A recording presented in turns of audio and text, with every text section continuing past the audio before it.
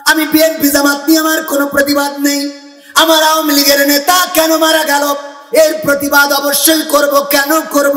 যে যখন আগুন লেগেছে তখন যে কয় যে এই রেস্টুরেন্টের লাইসেন্স নেই, কথা কয় না। কখন কইছি বলেন?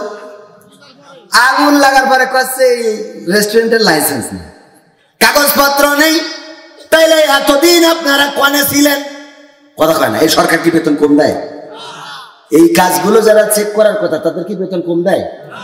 প্রতি মাসে কাজ করে না না করেন বেতন তো পায়, আবার হাতের মধ্যে হ্যান্ডসাপেও ওসব কথা না বলাই ভালো।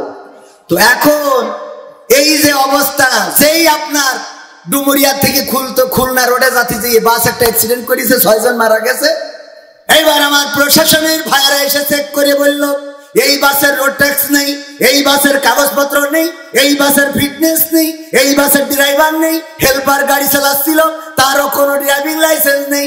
সব আবিষ্কার করলো যেদিন অ্যাক্সিডেন্ট করিস ওই দিন, ঠিক না বেঠিক? তাহলে অ্যাক্সিডেন্ট করার আগের দিন পর্যন্ত আপনারা কোনে ছিলেন? কথা কই না। হ্যাঁ, অ্যাক্সিডেন্ট করার আগের দিন পর্যন্ত দেখা দরকার ছিল না? ছিল না।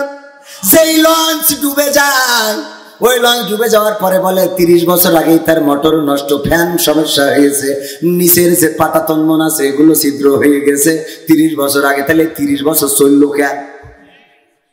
যেই ট্রেনটা বিধ্বস্ত হয়, যেই ট্রেন রোডে যেই বিধ্বস্ত হয় বলে এখানে ট্রেন রোড আজ 1 মাস ধরে খারাপ। তাহলে এই 1 মাস ধরে আপনারা কোনে ছিলেন? ভাই কিন্তু রাজনীতির কথা না, আবার কেউ মনে করেন না রাজনীতির, এগুলো বাঁচার কথা, অধিকারের কথা, ঠিক না বেঠিক? কারণ আগুন লাগলেই বলবা, আগুন লাগলেই বলবা যে ওই যে কর্ণফুলিতে আগুন লেগেছে না লাগে নাই, কথা কয় না। সিনিকল চট্টগ্রামে মনে আছে আপনাদের? নাকি ওগুলো দেখেন না? নাকি আপনারা দেখেন না? দেখেন তো। এগুলো যদি দেখেন তাহলে তো অন্তত আগুন এখনো নিভাতে পারিনি।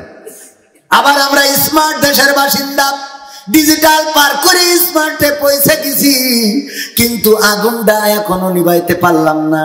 আরে তাইলে এই স্মার্ট দাবি করে কি কোনো লাভ আছে নাকি? আমি বলবো স্মার্ট আমরা সেই দিন দাবি করতে পারবো যেই দিন আমার ভাইয়ের প্রাণহানি হবে না, যেই দিন আগুন লাগবে আর দমকল বাহিনী মুহূর্তের মধ্যে এসে সেখানে আগুন নিভিয়ে ফেলবে, উদ্ধার করবে, আমার জনগণের জীবনহানি হবে না, আমার আওয়ামী লীগের লোক মরবে না, আমার আওয়ামী লীগের নেতারা মরবে না। এই দিন যেদিন হবে ওই দিন ছাড়া আমি স্মার্ট বাংলাদেশ মানি, কথা কয় না। আর বিপদ হইলেই যে লাইসেন্স চেক করে কবে কিছুই নেই।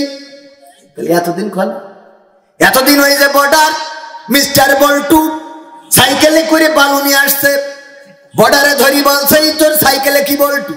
কয় স্যার বালু স্যার।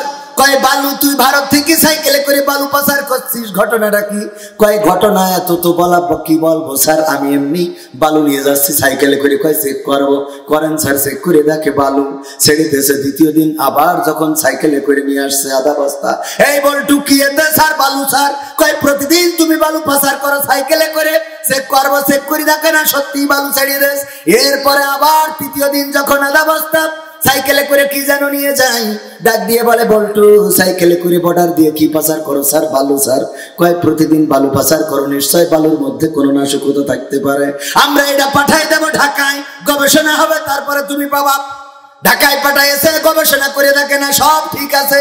এরপরে আপনাদের এই যে কি বাজার জানো এখানে, কপালিয়া বাজার, কপালিয়া বাজারে বল্টুরে ডেকেছে, বল্টু আয় তোর বালু নিয়ে যা। আর তোর এই বালু চেক করেছি, করার পরে দেখলাম কিছুই পাইলাম না। বল আসলে তুই ভারত থেকে কেন সাইকেলে করে বালু পাচার করিস? বালু কি বাংলাদেশে নেই যে তোর ভারত থেকে বর্ডার দিয়ে পাচার করা লাগবে? বলছে স্যার সত্যি কথা কি বলবো? কই বল একটু সত্যি কথা শুনি। বলছে স্যার আমি সাইকেলে করে আসলে বালু পাচার করি না, আমি ডাইরেক্ট সাইকেলটা পাচার করি। কি পাচার করে? আর চেক করে কি? আমাদের চেকিং হলো হুজুরের পকেটে কত বড় মেসওয়াক আছে, চেক আছে না নাই? মাথার টুপির ভিতরে কি আছে চেক, তারপরে পকেটের মধ্যে তসবিটা কত বড় চেক, দাড়ি এত বড় কেন সেটাও চেক। এত যদি দাড়িওয়ালা টুপিওয়ালা হয় চেক কম না বেশি? চেক কম না বেশি। আর যখন যখন এই জাতীয় টাকা পয়সা সরকার দিচ্ছে দেশের উন্নয়নের জন্য, রাস্তাঘাটের উন্নয়নের জন্য, এই বিল্ডিং এর উন্নয়নের জন্য, স্কুল কলেজের উন্নয়নের জন্য, এমন অনেক টাকা সুইজারল্যান্ডের সুইস ব্যাংকে চলে যায়, আছে না নাই? কথা কয় না। তবে আবার মনে করেন না প্রশাসন খারাপ, এটা কিন্তু বলার সুযোগ নেই, কারণ আমাদের প্রশাসনের ভাইয়েরা নিরাপত্তা দিয়ে আমাদেরকে রাখার জন্য রাত দিন অক্লান্ত পরিশ্রম করে। কিন্তু সমস্যা হলো আমাদের মাইন্ডটা একটু খারাপ হয়ে গেছে কিছু কর্মের কারণে। সে কর্ম তো একটা বললাম, আর মাইন্ডটা কেমন খারাপ হয়েছে বলবো আপনাদের। একজন মুরব্বী মানুষ, গরিব মানুষ, ভ্যানের ব্যাটারি নষ্ট হয়ে গেছে, তো ভ্যানের ব্যাটারির জন্য চাচার কাছে গেছিল। চাচা বলছে আমার এখন কোনো কায়দা নেই, অভাব যাচ্ছে, হবে না। তো মেম্বারের কাছে গেছে, মেম্বার কয় এখনো কোনো প্রজেক্ট আসেনি, হবে না। চেয়ারম্যানের কাছে গেছে, তাও কয় হবে না। তো ও করিস কি যে আল্লাহ পৃথিবীতে কেউ নেই তুমি ছাড়া। তো সিটিতে লিখেছে আল্লাহ আমার ভ্যানের ব্যাটারি লাগাইতে হবে, 40,000 টাকা লাগবে, আমার দিয়ার কেউ নেই, তুমি আমারে দিও। ইতি ফকির কসিমদ্দি। তো কসিমদ্দি ওই চিঠি লিখে বেলুনি গ্যাস ভরে উড়াইতেছে আল্লাহর কাছে যেন পৌঁছায়। তো এইটা যেয়ে পাশে ছিল থানা, যেয়ে থানায় পড়েছে। একদিন না 2 দিন না 3-4 দিন এই কাজ করিয়েছে। 3-4 দিনই ওই পাশে থানায় গাছে বেঁধে ওখানে পড়ে যায়।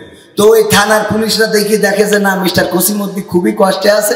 ওসি স্যারের দেখাইছে, স্যার একটু দেখেন তো স্যার কিছু করা যায়, এই কসিমদ্দি ওর ভ্যানের ব্যাটারি লাগবে, আল্লাহর কাছে চিঠি লিখে তো বেলুন তো পৌঁছায় না। তো এই জন্যই তা বলছে তাহলে এক কাজ করো, সবাই মিলে কিছু চাঁদা দাও, আমরা চাঁদা তুলে তার একটা হেল্প করলি এবারে। তো সবাই মিলে চাঁদা তুলে হয়েছে 20,000 টাকা। কয় হাজার? 20,000 নিয়ে যাইতে কসিমদ্দির বলছে, মিস্টার কসিমদ্দি এদিকে আসো, গরিব মানুষ তুমি, আল্লাহর কাছে চিঠি লেখো, যাক আল্লাহ এক ব্যবস্থা করে দিয়েছে, তোমার এই যে 20,000 টাকা তোমার একটা ব্যবস্থা হয়েছে, এটা নিয়ে তুমি আপাতত দেখো কোনো কিছু করা যায় কিনা, না হলে ডানি ভাই আর একটু হাত বাড়াই এতে করে ফেলাই দিয়ে আনে। ও পরের দিন আবার একটা চিঠি লিখে বেলুনি ভরি উড়ে দিয়েছে, ওটাও থানায় পড়েছে। ওতে কি লিখা রয়েছে, জাল্লা তোমার কাছে 40,000 টাকা চাইলাম, তুমি দিছাও, তা পাঠাইনো লোক খুঁজে পাওনি, তুমি পুলিশে পাঠাইছো, ওরা তো 20,000 ঝাড়ি খেয়েছে। এগুলি সহ্য না করি পারা যায়? আসলে কি ঝেড়ে খেয়েছে না ওরা কষ্ট করে তুলে এনে দিয়েছে? তাহলে আমাদের মনের দোষ না? কথা কয় না। ও আমার ভাইরা, এই জন্য সবাইকে খারাপ মনে করা যাবে না, যাবে না।